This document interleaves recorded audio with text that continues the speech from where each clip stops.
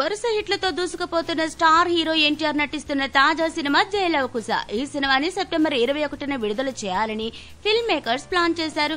NTR arts పతాకంపై కళ్యాణ్ రామ్ ఈ సినిమాని నిర్మిస్తున్నారు. కెఎస్ రవీంద్ర దర్శకత్వంలో జై లవకుశ తెరకెక్కుతుంది.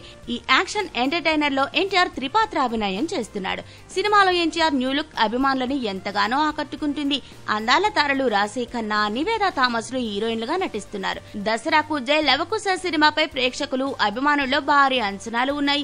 ఇక ఈ సినిమా విడుదల సమయానికే Mahesh Babu spider movie, Balakrishna 101వ cinema పైసా వసూల్ కూడా ప్రేక్షకుల ముందుకు రావడానికి సిద్ధమవుతున్నాయని తెలుస్తుంది. దాంతో ఎన్టీఆర్ కు గట్టి పోటీ ఎదురు కానుంది. ఈ దసరా పండుగ సినీ ప్రేక్షకులకి ప్రత్యేకంగా నిలవడం ఖాయం.